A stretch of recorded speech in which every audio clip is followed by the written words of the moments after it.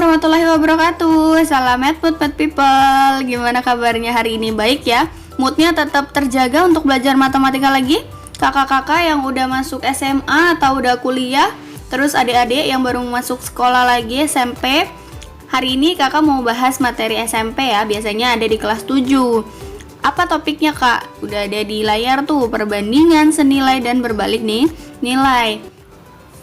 Kalau misalnya kita dengar kata perbandingan nih, pasti kebayang dong, perbandingan itu berarti kita membandingkan sesuatu nih kak, membandingkan antara dua hal. Apa yang dibandingkan? Terus kalau perbandingan senilai itu kayak gimana kak? Perbandingan berbalik nilai kayak gimana?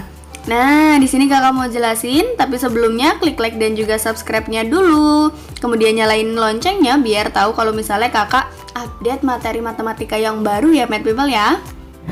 Subscribe dulu, subscribe gratis guys.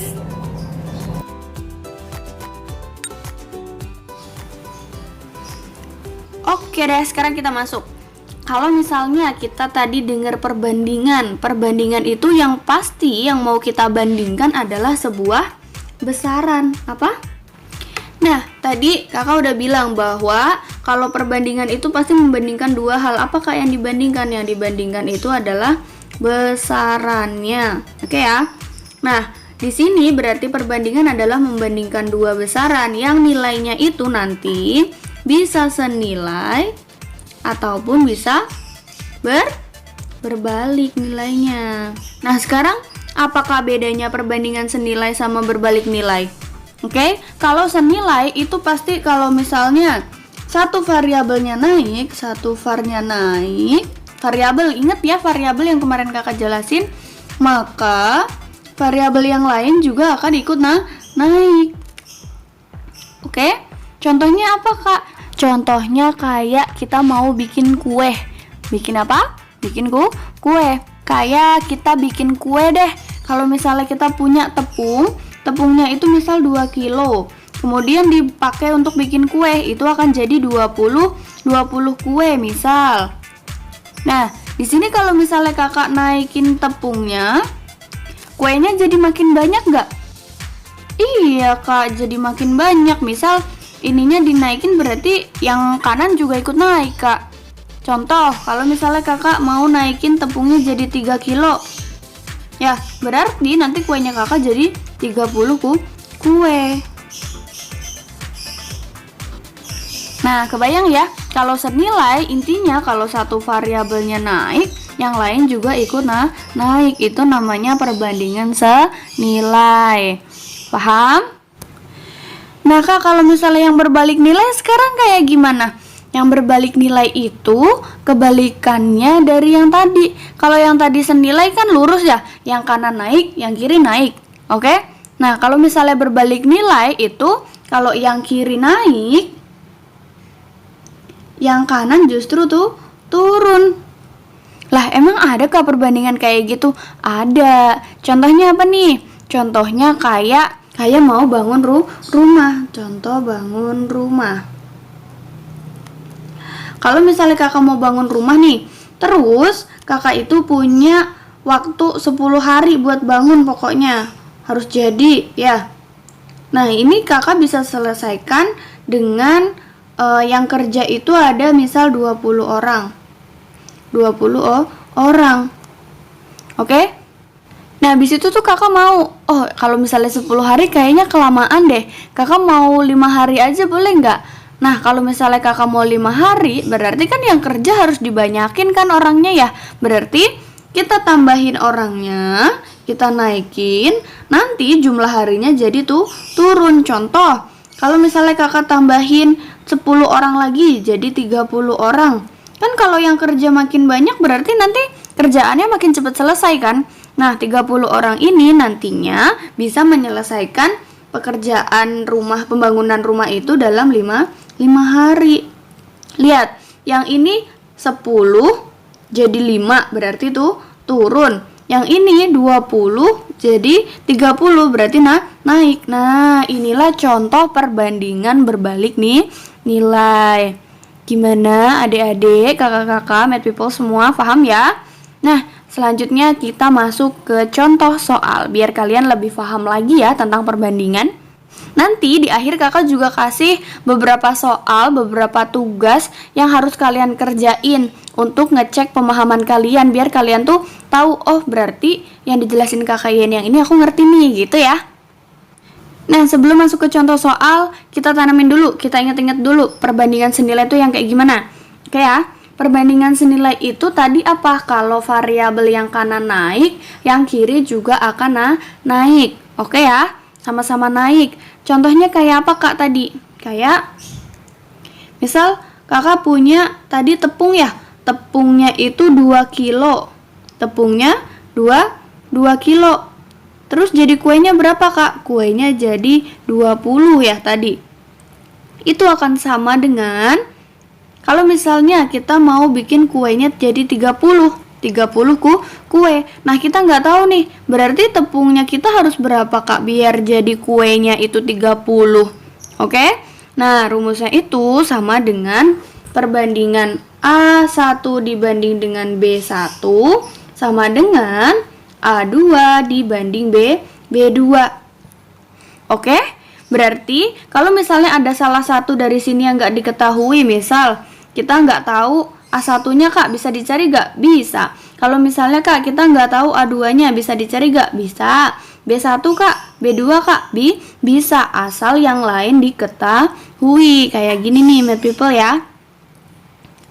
Kayak misalnya kita mau nemuin tepungnya kita berapa kilo nih kak, biar kuenya kita jadi 30. Sedangkan tadi kita punya kue 2 kilo aja, jadi 20 kue gitu ya. Kebayang soalnya? Kita masuk ke contoh soal math people biar lebih paham ya. Nah, kita masuk ke contoh 1. Contoh soal yang pertama. Di sini kan kita punya harga buku untuk 35 buku seharga 122.500. Itu dapat 35 buku. Nah, sekarang kalau misalnya kita mau belinya 24 buku, Kak, jadi berapa uangnya?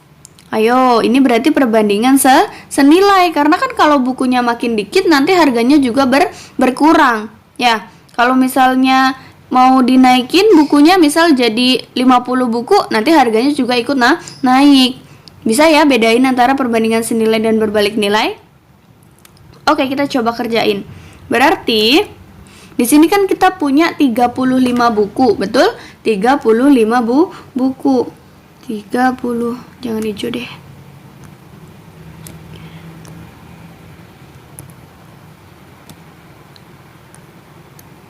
Nah, berarti di sini kita punya berapa buku, Kak? Punya 35 buku. Punya 35 buku. Harganya tadi berapa, Kak? 122.500. Terus, Kak, kan aku mau nyari 24 buku, Kak. Nyari 24 buku. Jadinya berapa, Kak? Nggak tahu. Belum tahu. Berarti kita bisa misalkan dia dengan X. Boleh? Ingat? Nah, di sini kalau misalnya kita nggak tahu harganya atau nggak tahu jumlahnya ada berapa, kita misalkan dulu dengan nilai X. Paham ya? Nah, sekarang cara ngerjainnya tuh gimana, Kak? Dikali silang. Jadi kalau misalnya kita punya perbandingan kayak gini, ingat ya, ini untuk yang senilai. 35-nya dikali sama si X. Jadi apa? Jadi 35X. Ingat ya, kemarin si X itu dalam aljabar bisa dikali sama siapa aja. Oke, boleh temenan sama siapa aja. Kemudian Kak, 24-nya dikali sama siapa? Sama yang ini dong, kan ini belum ada temennya. Ya, berarti kita punya 24 dikali sama 122.500. Kalau misalnya kakak di sisi kiri ini mau nyisain X-nya, berarti siapa yang harus disuruh pindah? Si 35. Dipindah kemana, Kak? Dia ditendang aja ke bawah. Atau yang di sini dikali tadinya jadi dibagi. Oke ya? Kakak bilangnya ditendang aja ke bawah, jadi biar langsung jadi pembagian. Oke? Berarti kita punya nilai X-nya nanti berapa, Kak? X-nya akan sama dengan 24 dikali dengan 122.500 dibagi sama berapa tadi yang ditendang? 35. Kebayang math people ya? Nah, Berapa nih Kak jawabannya berarti? Nah, kalau misalnya kita kaliin, nanti hasilnya adalah 84.000. Wah, berarti Kak kalau aku mau beli bukunya 24, berarti jadi 84.000 dong ya. Terus Kak kalau aku mau nyoba bukunya dibanyakin jadi 50 buku, boleh nggak? Boleh. Nanti kalian coba hitung sendiri, contoh-contohnya bikin sendiri biar kalian lebih paham tentang perbandingan senilai. Oke, math people ya. Kita lanjut ke contoh soal yang kedua. Tenang-tenang, masih ada kok contoh soalnya ya.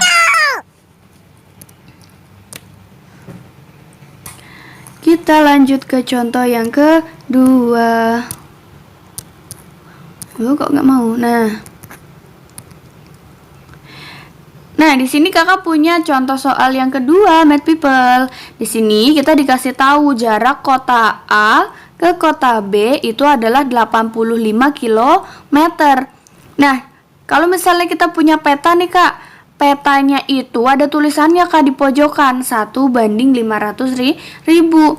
Terus jadi nanti jarak di peta itu berapa buat kota A ke kota B tadi? Oh, berarti yang kita cari perbandingan senilai. Karena kan apa? Makin besar dia juga akan semakin besar. Oke, math people? Nah, kita ilustrasiin dulu.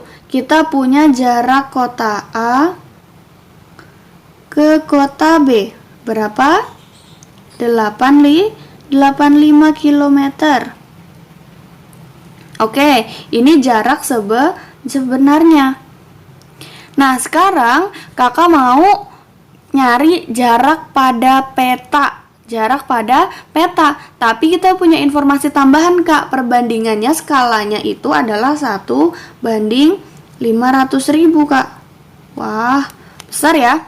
Berarti kalau misalnya kita kayak punya peta gitu, nah di bawahnya sini, di pojokan sini, di bawah atau di atas itu ada tulisannya 1:500.000 gitu misal ya.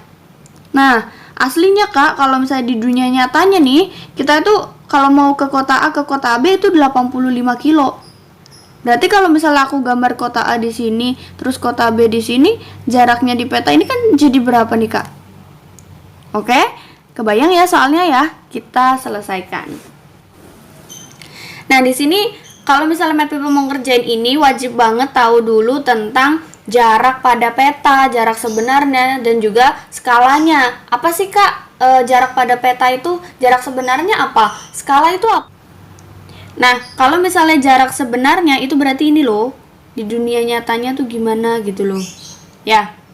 Tapi kalau misalnya jarak pada peta itu berarti apa Kak? Jarak pada peta itu kalau misalnya kalian udah punya gambar, nah ini jarak di gambarnya ini berapa?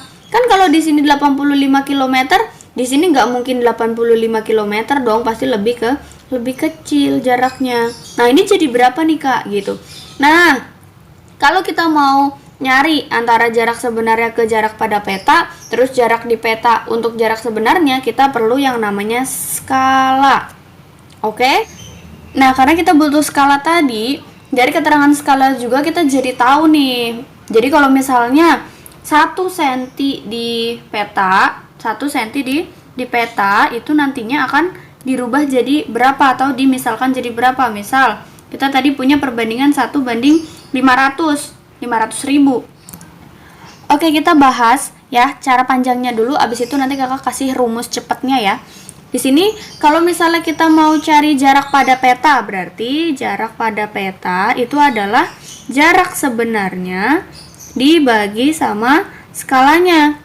Oke, jarak pada peta itu sama dengan jarak sebenarnya yang ada di dunia nyata dibagi dengan skala yang ada catatan di pojok atasnya tadi. Oke ya. Nah, sekarang Kak, jarak sebenarnya yang kita punya berapa? Tadi yang kita punya adalah 85 km. Berarti kita punya 85 per skalanya adalah 500.000. Tapi ingat, 85 ini kan tadi adalah kilometer ya. 85 km nih. Berarti kita juga bisa ngerubah dia jadi cm dulu. Dirubah ke cm dulu ya. Berarti jadi berapa Kak? Ayo, kilometer jadi sentimeter itu turun berapa? Masih ingat ya pakai tanggal tuh loh. Yang kayak gini loh, yang kilometer, hektometer, bla bla bla bla. Ini ya. Masih ingat? Kalau turun itu dikali 10, kalau naik dibagi 10. Nah, sekarang kita mau turun berapa Kak? Dari kilometer ke sentimeter. Dari kilometer ke sentimeter turun 5. Berarti tambahin nolnya 5 gitu ya. Aku hapus dulu biar nggak sempit.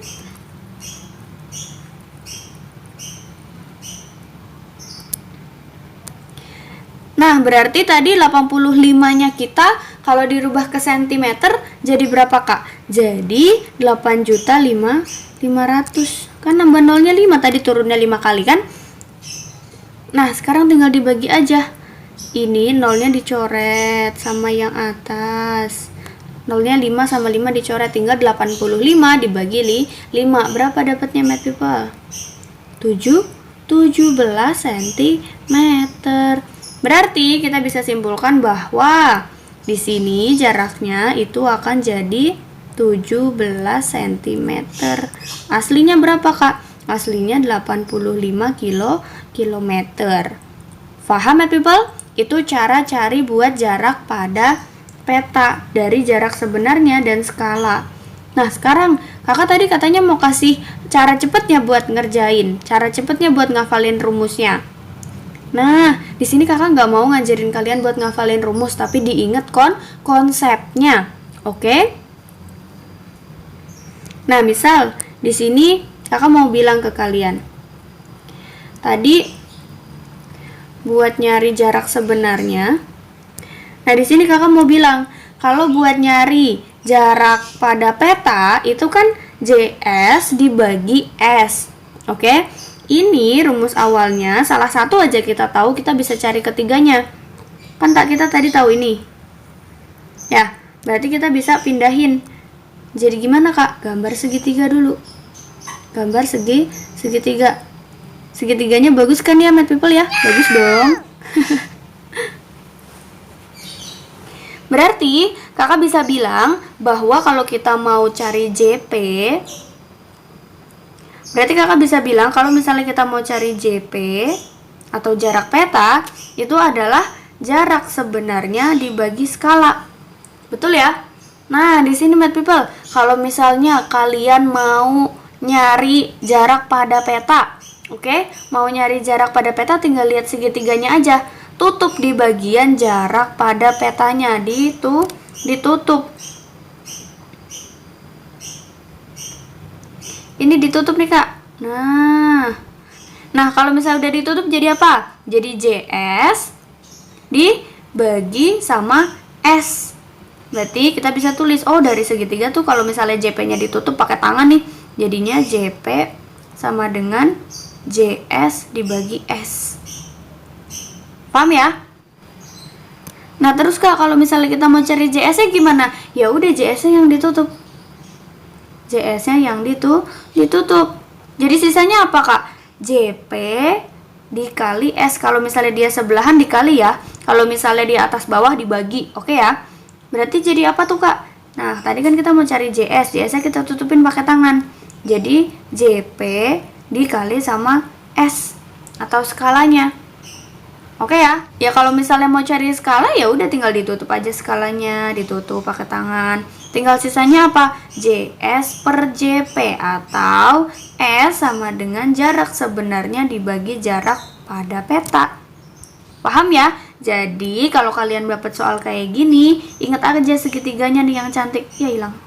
Jadi kalau misalnya kalian dapat soal kayak gini, tinggal bikin segitiganya kayak gini, habis itu kalian bisa cari rumusnya. Oke ya? Paham Math People ya? Nah, di sini Math People, Kakak punya tugas untuk perbandingan senilai. Ada 2 soal ya. Coba dikerjain, habis itu boleh komen hasilnya di bawah. Jadi biar Kakak tahu kalau misalnya kalian benar-benar belajar dan videonya Kakak itu bermanfaat buat kalian. Kak, sekarang kan kita udah paham nih perbandingan senilai ya, udahlah ya. Nah, sekarang Kak, kita udah paham nih perbandingan senilai, lanjut dong ke perbandingan berbalik nilai. Oke, kita mulai ya. Kalau misalnya kita dengar kata-kata perbandingan berbalik nilai yang udah kakak bilang tadi, bahwa dia itu merupakan perbandingan dari dua variabel, dimana kalau misalnya sisi kanannya turun,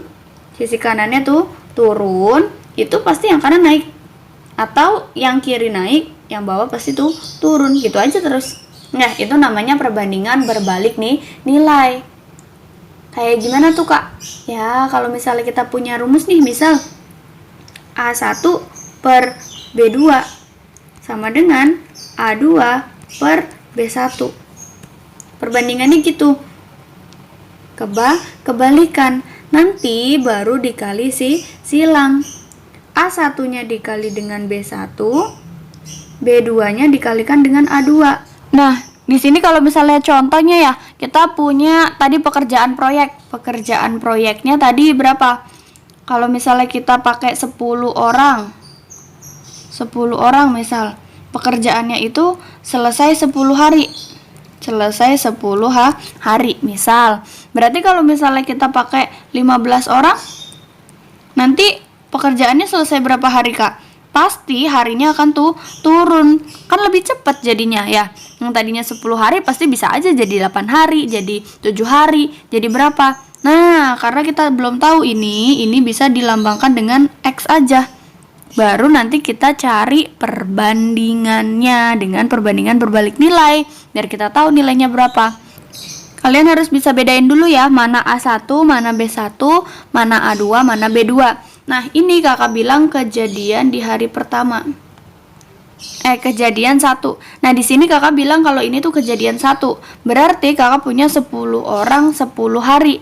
Berarti kan kalau misalnya perbandingan senilai tadi A1, B1, A1-nya 10 orang, B1-nya adalah 10 hari. Oke ya. Terus kakak punya A2-nya. A2-nya siapa? 15 orang. B2-nya siapa kak? Belum tahu, lagi dicari. Oke ya, tinggal dimasukin ke persamaan yang ini. Nanti terus dikali silang deh, gitu. Atau biasanya kakak gampangnya itu gini math people nulisnya. Kalau misalnya kita punya nih, biar gampang ya, 10 orang dalam 10 hari. Kakak tulisnya 10 orang dalam 10 hari. Terus mau diselesaiin 15 orang. Ya udah tinggal dibagi aja sama 15. Jadinya X deh. Kebayang nggak? Nah, gimana? Lebih gampang yang awal tadi yang pakai rumus atau yang tinggal langsung aja pakai ini? Oke ya, gimana nyamannya kalian aja. Yang penting insya Allah dua-duanya benar. Terus kak, kalau misalnya nanti hasilnya koma gimana? Masa hari koma atau orang jadi koma? Kan gak mungkin. Tinggal dibulatin aja. 100, berarti hasilnya 100 itu dibagi 15. Dapatnya itu kurang lebih 15, 90,96, 6,7 lah ya. Nah, karena 6,7 ini kan koma ya. Kan kalau misalnya hari masa iya koma gitu kan. Berarti dibulatin aja jadi tuh 7. Berarti dalam 5 untuk pengerjaan pembangunan rumah tadi 15 orang itu akan menyelesaikan dalam waktu 7 hari. Paham ya math people ya? Nah, di sini kakak punya soal dimana dia bilang kalau misalnya pekerjaan itu dapat diselesaikan 12 orang dalam 15 hari. Tuh kayak contoh soal yang barusan kita bahas kan. Nah, karena suatu hal maka pekerjaan itu tuh harus selesai dalam waktu 9 hari katanya. Banyak pekerja tambahan yang diperlukan berapa ya biar nanti waktunya itu tepat waktu jadi 9 hari. Oke, kita bahas ya math people ya. Tadi itu pekerjaannya 12 orang terus dikerjakan dalam 15 hari. Nah, tadi dia butuh waktu 9 hari aja, berarti dibagi 9 deh. Berapa tuh? 15 kali 12 itu 180 ya, dibagi sama 9. Jadinya adalah 20 pekerja atau 20 orang. Nah, berarti dia butuhnya berapa nih? Kan dia tadi bilang kalau misalnya dia mau tahu pekerja tambahannya berapa gitu, bukan berapa pekerja totalnya gitu kan. Berarti tinggal kita kurangin antara pekerja yang dibutuhkan untuk menyelesaikan waktu 9 hari itu dengan pekerja yang udah dia punya. Oke? tinggal dikurangin aja deh. 20 dikurang sama 12 berarti berapa? 8 pekerja deh. Oke, kebayang ya math people ya? Wah, udah pada pinter nih kayaknya nih. Oke deh, sekarang kita lanjut ke soal yang selanjutnya. Ternak. Nah, di sini kakak punya soal yang kedua nih, di mana ada seorang peternak, dia itu punya 20 ekor sapi. Itu tuh makanan persediaannya tuh cukup untuk waktu 30 hari, math people. Nah, kalau misalnya dia jual nih sapinya 5, habis itu kan persediaan makannya itu nggak habis dong dalam 30 hari, karena kan yang makan jadi berkurang kan, yang tadinya 20 ekor, karena dijual 5 jadi 15 sapi.